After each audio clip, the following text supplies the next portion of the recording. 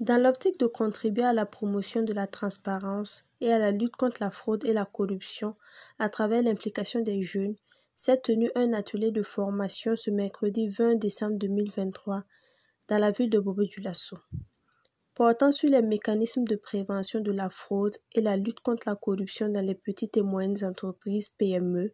Cette activité est organisée par un consortium composé du CGD, le Centre pour la gouvernance démocratique, et du réseau burkinabé des jeunes leaders pour l'intégrité ABJLI.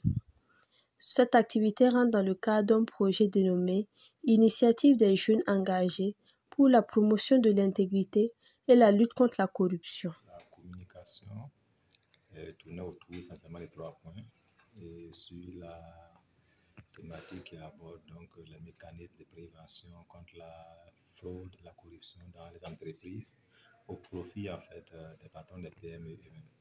Et cela s'articulait en fait autour de 3 points. C'était d'abord la notion de la corruption.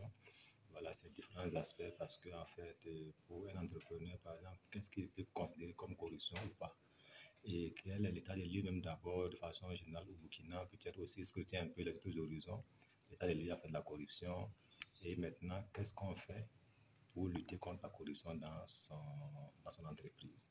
Donc, c'est un peu ces aspects qui ont été en fait touchés afin de pouvoir discuter, échanger ensemble avec ces participants-là pour pouvoir dégager effectivement des pistes en fait de solutions. Réunissant une vingtaine de jeunes promoteurs d'entreprises déjà formalisés, cet atelier leur a permis d'avoir une notion plus claire de ce qu'est la corruption, de ses différentes formes, de son impact, avant d'aborder les différentes manières de réduire les risques de fraude et de corruption et de lutter efficacement contre ces fléaux dans leurs entreprises respectives.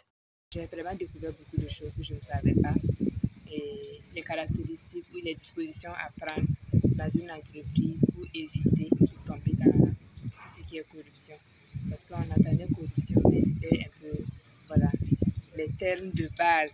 Mais aujourd'hui, voilà, il nous a beaucoup appris sur les dispositions vraiment à prendre et pour même les gérer nos différentes entreprises et comment surveiller quand on travaille avec les collaborateurs, par exemple. Le projet Initiative des jeunes engagés pour la promotion de l'intégrité et la lutte contre la corruption ambitionne de toucher 4 950 jeunes et 50 patrons de petites et moyennes entreprises afin de faire barrage à la corruption qui fait perdre chaque année 148 milliards de dollars à l'Afrique, soit 25% de son produit intérieur brut, selon la Banque africaine de développement.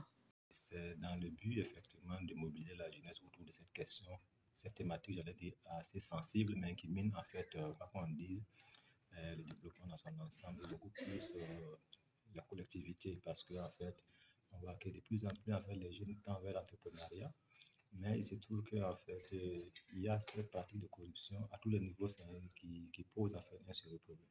Le projet en fait mobilise les jeunes dans le sens en fait de pouvoir prendre conscience de cela et apporter leur contribution dans la lutte contre la corruption. Et qui parle de la lutte contre la corruption parle en fait également de la promotion de l'intégrité et la promotion donc, des valeurs saines dans la gestion publique comme privée.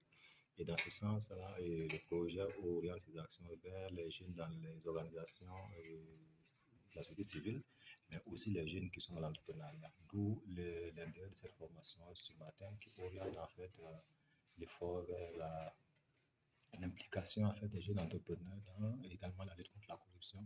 Et le projet intervient dans 3 régions, notamment le centre et Ouagadougou, le centre Est et Tenkodogo, et puis Poutienga, et Bobo et Oundé pour les Hauts-Bassins.